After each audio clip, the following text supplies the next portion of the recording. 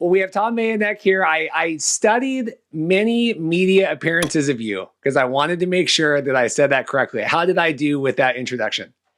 You did as well as the Edmonton Elks did this week from a branding point of view. Pretty well the best that you can do. Maybe I'll have to hire you as my agent so you can talk to a lot of other people, make sure that they get the pronunciation right. But my late parents, Hans and Gretel Mayenknecht, would really appreciate the way you pronounced it. Because I did. We correspond on Twitter, and it's hard. It was like when we had AJ Jaku back on, and I was really trying hard. I want to say this right. So Tom's here with the Sport Market. Thank you so much for coming on. We have a lot of excitement going on today. We have the USFL kind of breaking news that kind of destroyed the show that I have built already. I know you want to talk about the Edmonton Elks, and then obviously we're going to talk about the C-218 bill. Where do you want to start? What do you find most fascinating today? I'm ready to go wherever you want to go, but I do think the breaking news that you talked about, Reid, first of all, it's right up the alley of the Markcast, and it's right, in this zone of unprecedented, what do we call it, daydreaming or visioning about what football can be and who is number two behind the NFL. I think the USFL news today is probably as good a place to start as any, because it continues a period of the last 2 or 3 years whereby there's a real movement among investors, among football types, among promoters to create, whether it's a spring league or another league, to create an answer, another way to fill the insatiable American appetite. And when I say American, I mean, obviously Canadians, we have an appetite for all things CFL, and the NFL is growing in a really big way. But from an American point of view, make no mistake, when you add all the other sports together, you pretty well don't have anything that can match the fan base that is intrinsically in the DNA of Americans for both professional football and college football. It's a massive 1-2 punch. And so this USFL news is really fascinating for a number of reasons. One is, hey, isn't the XFL already there trying to map out some kind of partnership with the CFL to make it strong enough that it is second only to the NFL? Isn't that what the plan is there? Isn't what the Alliance tried to do a couple of years ago?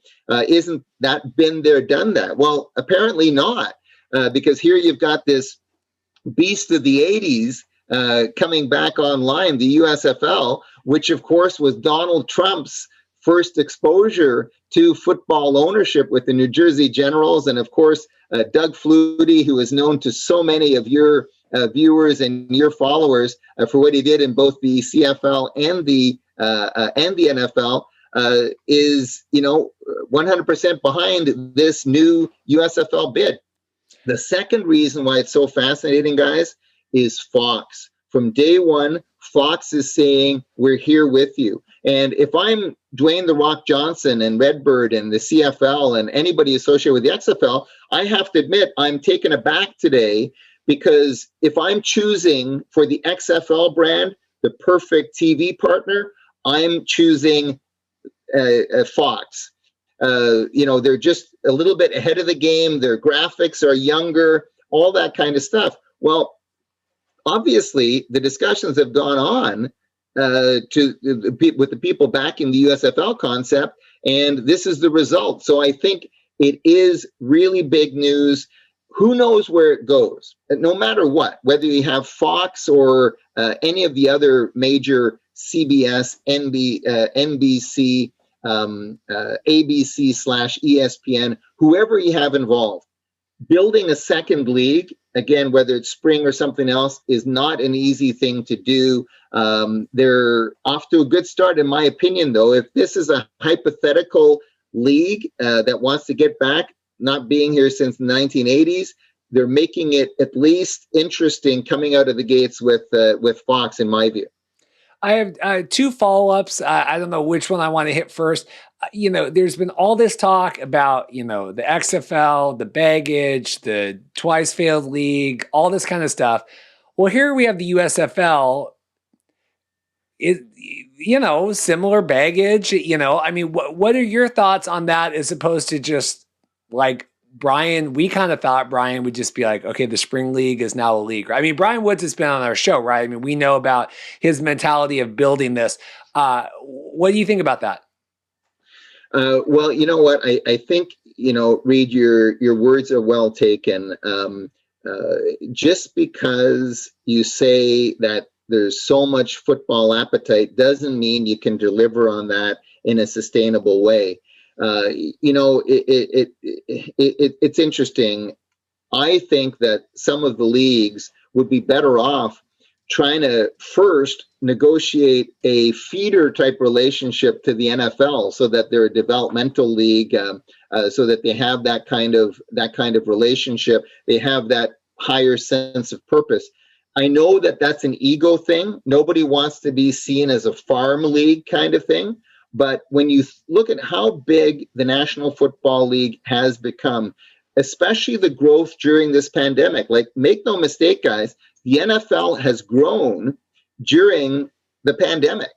It did take a hit of about $4 billion, but very soon the trajectory is going to be $19 billion industry, and they're well on their way to becoming the $25 billion industry that the commissioner and everybody associated with the Shield wants to have.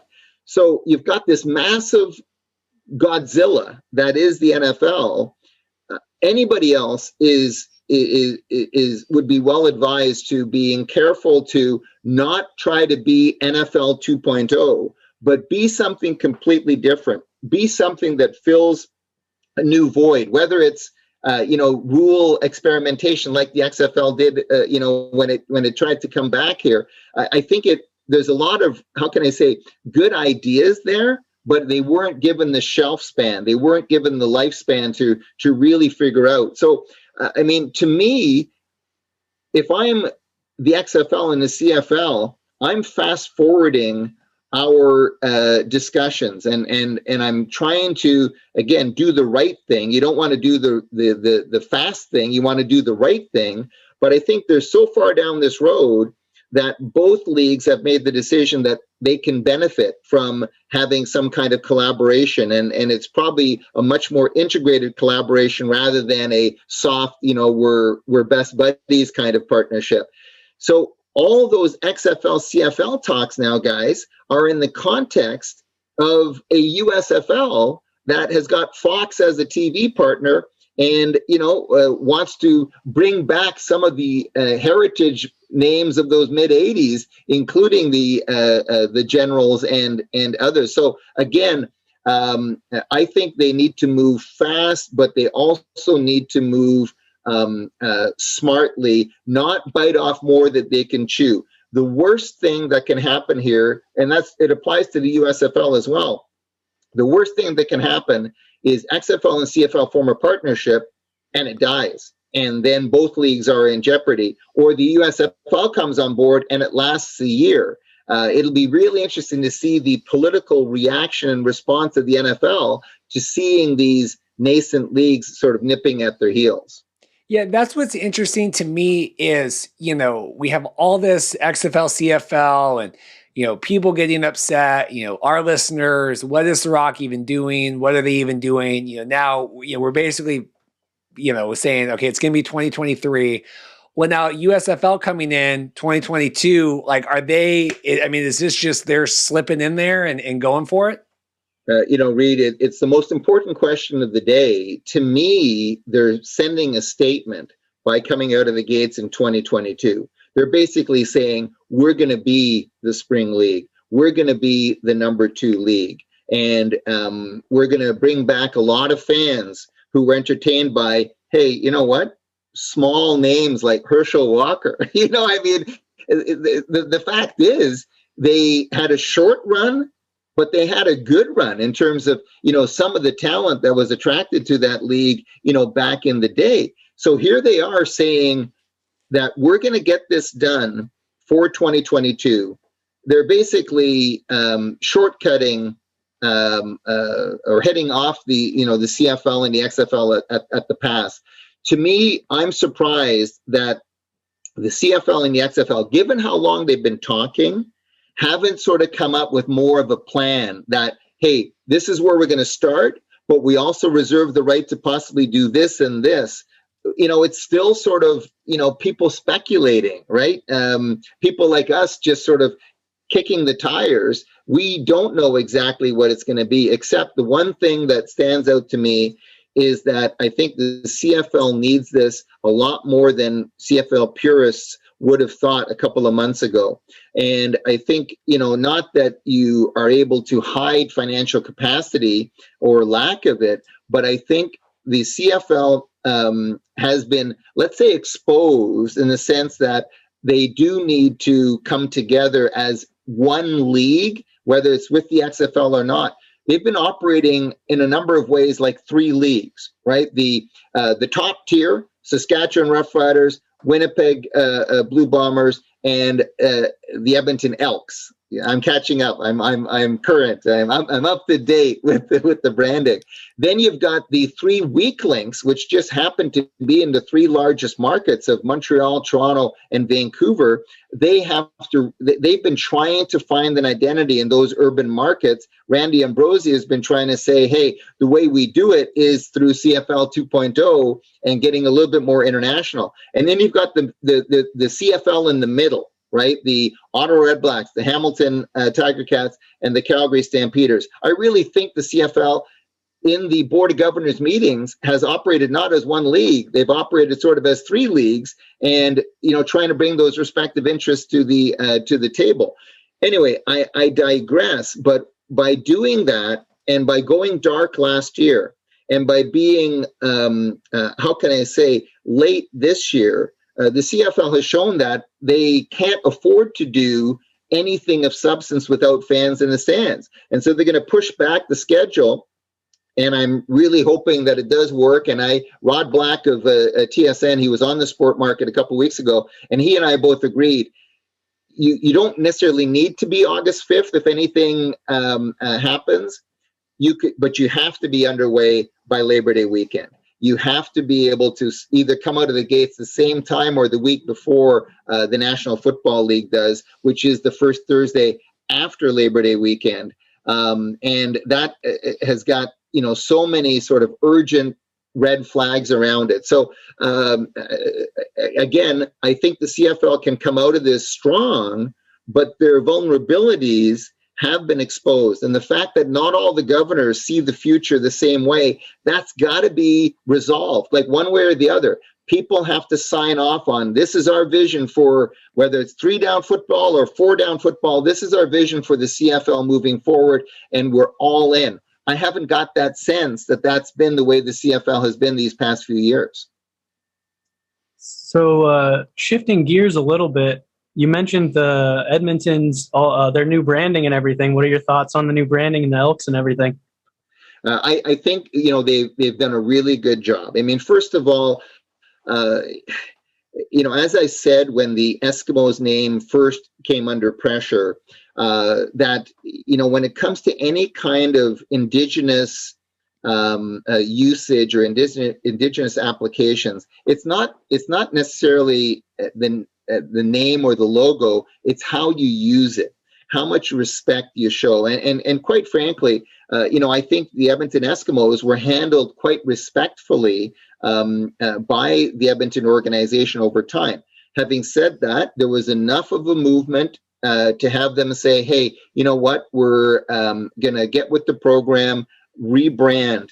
And from that perspective, when I saw some of the other contenders, I was sort of thinking, guys, be careful here, because you've got a great tradition as one of the best organizations in the CFL. You've got a great brand story. Don't mess it up by coming up with something that just isn't going to live up to, the prestige of your organization all these years. And although it's new, I do think that they've done the right thing with the Edmonton Elks. And I say so simply because, I had a lot of fun in my 3 years in the NBA, and I learned so much from the NBA approach to branding, and became a real student when we came up with the whole Raptors name for Canada's first NBA franchise. We knew we were going against the grain, but we were following the NBA protocol of appealing to kids first. And then the theory being, if you're hip and cool with kids, you'll also be hip and cool with young thinking adults and even young thinking baby boomers. And that's what you see, right? When you see a Scotiabank Arena with an NBA crowd, it seems like so long ago now that we've seen that. You see that there's still a lot of millennials, but there's also baby boomers that are hipsters. Some of us are wannabe hipsters, but we're basically hipsters anyway. This Edmonton Elks follows that NBA path of appealing to kids first. And why do I say that? Look at the hottest selling jerseys in all the major professional sports leagues. They tend to be some form of animate subject, whether it's an animal or a group of people. And with kids, guys, there's nothing that is more interesting to kids than animals. And I think that they've done the right thing here by going with the Edmonton Elks. There's a regional Alberta, Northern Alberta, Canadian connection with the elk, no question there. And they can certainly have a lot of fun, as you've already seen, with the antlers, on the helmets and that kind of stuff. You're going to see, as much as they want to retain the double E as their primary mark, you're going to see a lot of merchandise with the Edmonton Elks. And I think that it's a pretty cool thing that they've done. It's quite a modern depiction of the elk. And so I give them credit for that. The reason why it makes so much sense is kids love the animals. You look at the Raptors as an example. You look at the Chicago Bulls, the Golden State Warriors. Most of the best-selling jerseys are named after animal nicknames or people nicknames. And even, names like the Los Angeles Lakers, as an example, that's still meant to be people who live by the lakes, because that franchise used to be in Minneapolis, back in the day. So I give the Edmonton organization full marks. I personally don't think that they were anywhere like the Washington Redskins or the Cleveland Indians or some of those others who really needed to change. But because they felt they should, I think they've come out of this in a real positive. And I also think it's a positive thing, guys. They wouldn't be making this announcement and starting to get the engine going if they didn't feel very confident about August/September 2021. And that's the best news of all, whether you're an Edmonton football fan or a CFL fan. You mentioned that it's kind of known that all of the CFL is looking for a younger demographic at the moment. The Elks might have a little bit of a head start on that now, but how would you recommend the rest of the league tries to catch up with that? Because you probably don't want everyone changing their names, and I don't think everyone needs to.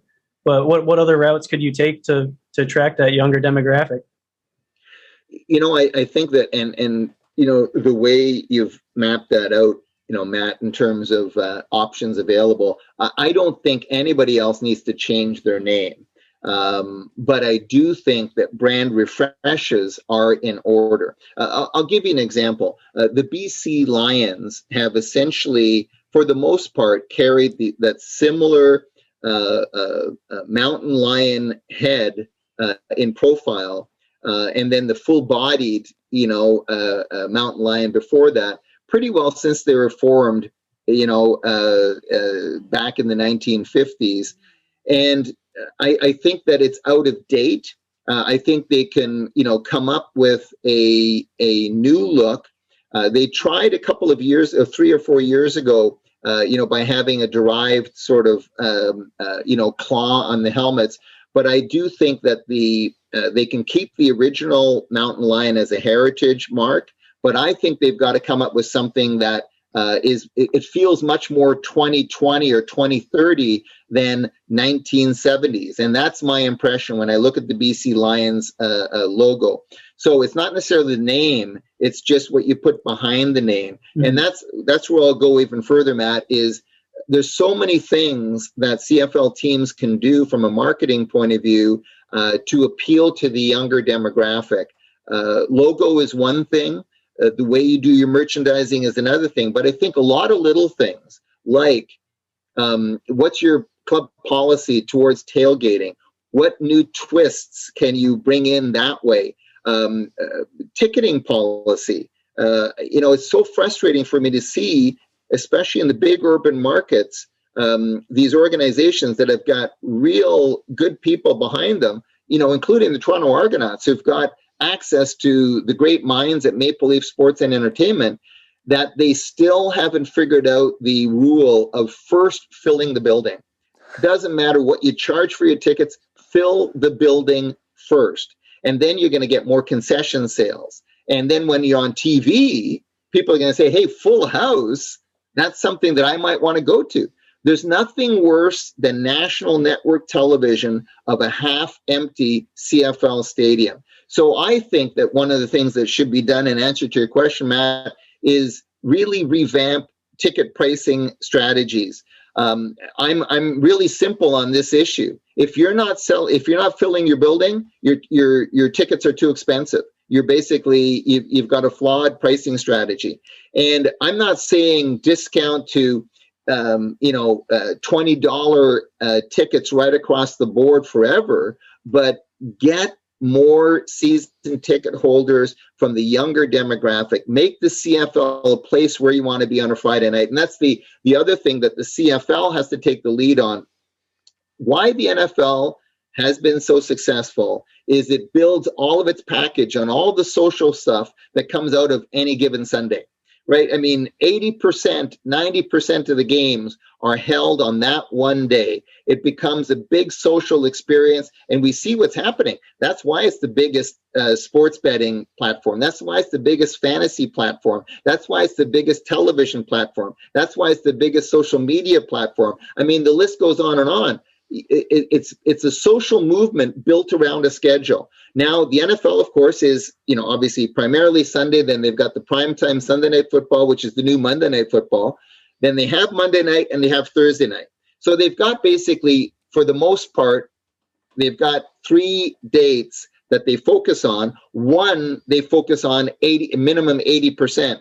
The CFL, I think, needs to follow in the same model. A few years ago, it was awful how CFL games were all over the place, like literally Tuesdays, Mondays, Wednesdays. That's not the way you build a television footprint. That's not the way you build a TV fan base. And so that's the other thing that I think they can do to appeal to younger viewers is make it more social by making it more consistent. And I'll just put it out there that with the NFL focused on Sunday and Hockey Night in Canada still being a big deal on Saturdays, why not build on the success that they've had with Friday Night Football and make that one of your anchor 2 or 3 nights?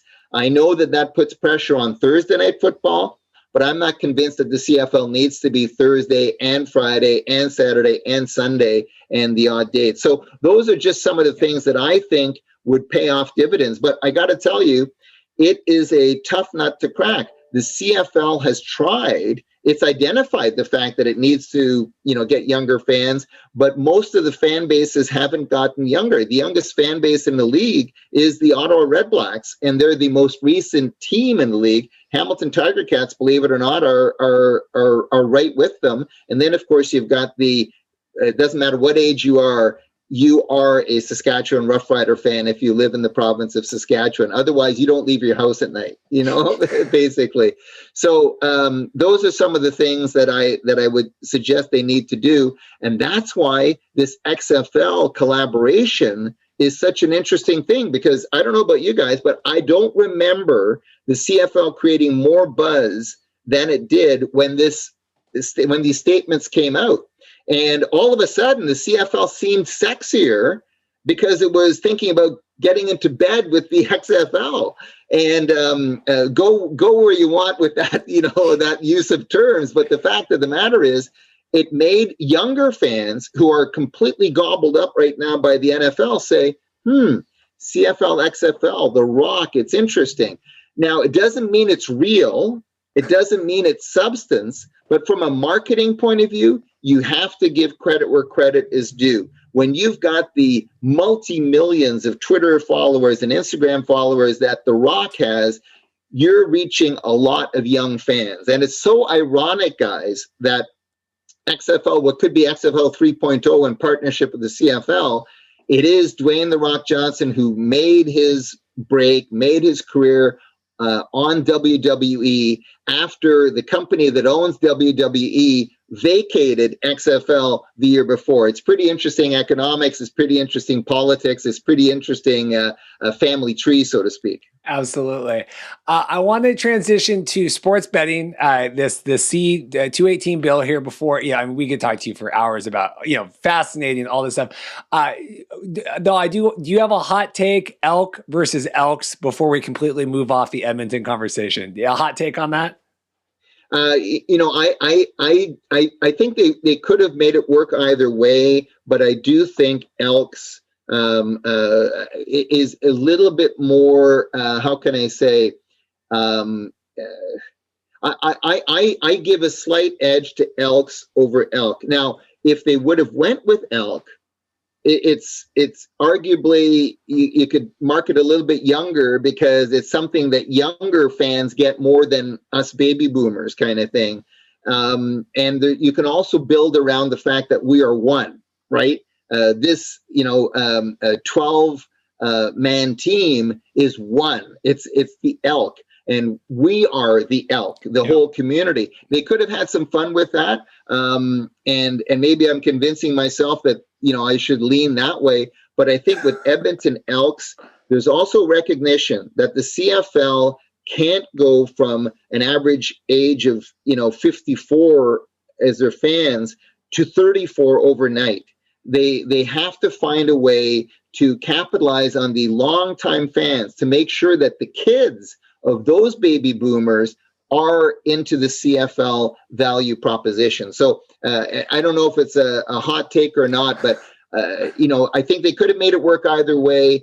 Either of those two is head and shoulders above any of the other names that were being contemplated, in my opinion. Yeah. So I this C-218 thing is fascinating to us. We've talked about it a while on the show now. Just my take, because you're going to go with this, and that's why we brought you on. I don't like the idea of doing this. I listened to 3 Down last week. We have Hodge and Dunk, and they go, well, this is great. The CFL loses 10 to 20 million a year. This is going to bring in 20 million a year. Then all we have to do is figure out Montreal and Toronto, and we're in the green, baby. And I'm like, to break even with this, that's my take, and I want to hear what you have to, because I'm sure you have way more thoughtful responses than I do. Well, it's interesting. I mean, I think there's a lot of moving parts around this, and so I respect all the the other opinions. But to me, maybe to build on what you're saying there, Reid, to me, this has got to be part of a complete revamp. This is not just adding single CFL game wagering to the mix. This is leveraging a new way of doing business at every friggin' level of the league. And you're only going to make the most of the sports betting revenue if you've got other stuff also established. And I do think it's an opportunity to rebrand the CFL. And I also think that if it's CFL/XFL, it's even stronger from a betting point of view, because people, not that there's anything wrong with the domestic leagues. I mean, the CFL is an institution. To this day, it still has the second biggest annual single-day sports television event in the country, in the Grey Cup. Only the Super Bowl is bigger on an annual basis. So when it comes to the CFL, they need to capture, keep their baby boomer audience as much as possible. But whatever they do with sports betting, it's got to be part of a full meal deal, rebranding, repositioning of the league. And the point I was going to make, and I lost it there in one ear out the other, is the fact that although the domestic leagues are strong, and the Canadian Elite Basketball League and the Premier League in soccer are real good domestic leagues, the top tier is viewed as the North American leagues. And so if, the NFL, NHL, MLB, NBA, and MLS were joined by another North American football league, and that's on the betting side of things, I think it has more of an impact, because our planet, there's a lot of stuff that is marketed in the United States that comes here to Canada as well. You don't want to create an artificial wall. So that's one thing that, is interesting to see. Is this going to be just the CFL tapping into betting, or is this going to be only fully realized once it's the CFL and the XFL together? I think it's just an interesting question to ponder. But back to your point, this has got to be about changing the game experience for fans. This has got to be about having betting kiosks at Tim Hortons Field in Hamilton and in all the other stadiums in between. This is about having betting lounges, possibly even in the end zones, at these various CFL games. This is about providing club opportunities, club membership opportunities, to get a little bit more data in terms of betting lines and the latest parlay of the week. So I think if you just say, yeah, we'll just put our games up, you're not going to be successful. You'll get a boost, absolutely. It'd be better than what you have right now. But in order to make this thing truly meaningful for the Canadian Football League, it has to be fully integrated into a new business plan.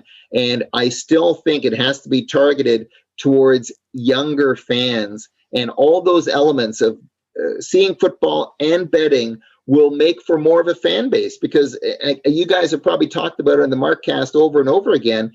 If you bet on something, you have more of an interest in that. And it doesn't have to be just your favorite team.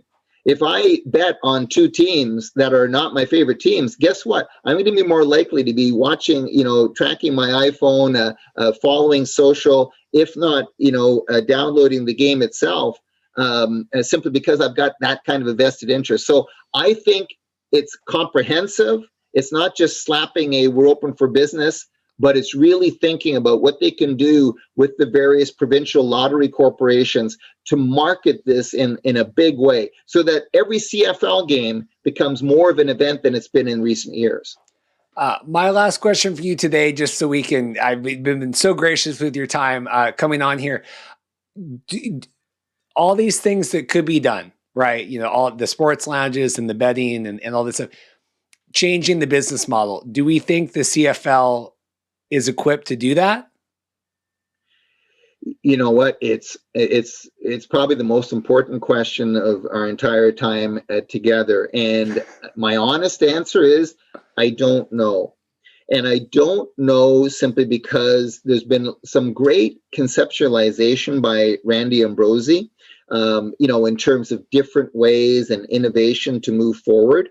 But there's also been that sort of approach without dealing with the core of the business. And I still think that your core, just like, for the three of us, the best way we stay in shape is start with our core. You have a strong core, the rest of your body comes along for the ride. It's the same thing with the CFL. And the inability to corral Montreal, Toronto, and Vancouver in a better way is a concern to me. Having said that, this XFL discussion forces the CFL to ask itself the most existential questions.